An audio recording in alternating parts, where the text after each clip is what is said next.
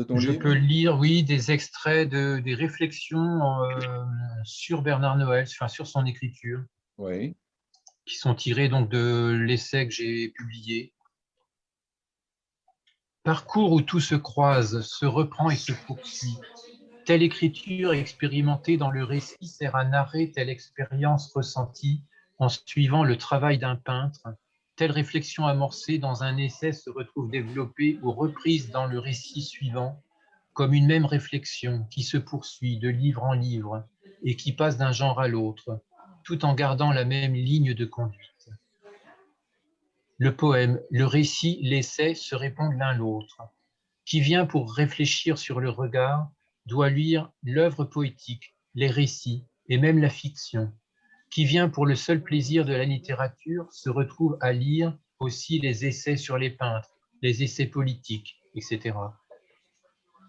L'œuvre forme un bloc, constitue une unité. Chaque livre est indissociable l'un de l'autre. En cela, Bernard Noël est un penseur de la veine de Georges Bataille, qu'il cite souvent, sur une autre voie, quoique proche, par les champs abordés comme le social, le politique. Politique, redécouvrir que le pornographique Château de Seine a été écrit dans un but politique sera toujours une surprise. Le poète du départ s'est fait écrivain et penseur.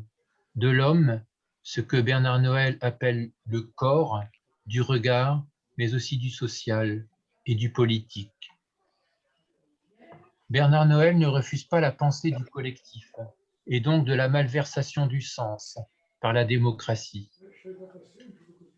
Un travail comme le dictionnaire de la commune, qu'on prendrait pour alimentaire au premier abord, se révèle en fait une réflexion sur le politique et trouve sa cohérence dans l'œuvre, ce que met en avant un essai publié chez un éditeur belge, Le sens de la censure, talus d'approche, 1985.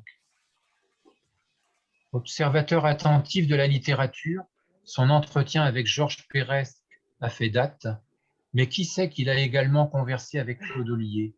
Il n'a jamais appartenu à aucun mouvement littéraire, comme Georges Bataille.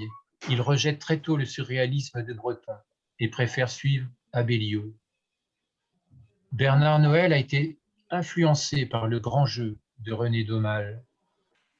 Mais qu'on ne s'y trompe pas, la quête spirituelle atteint aussi les tréfonds de l'âme, la faille, le cri, le vide, le silence.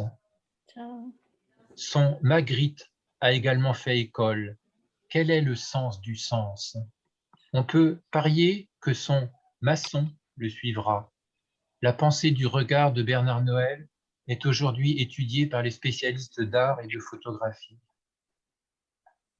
L'extraordinaire pouvoir d'attraction que produit chaque texte de Bernard Noël a à voir avec le désir et explique le nombre impressionnant de revues qui inscrivent l'auteur à leur sommaire. Il est étonnant que le biographique ne vienne quasiment jamais s'infiltrer dans l'œuvre, à part quelques bribes.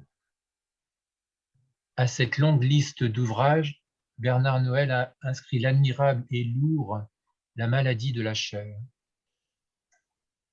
Mais merci Alain, parce que ça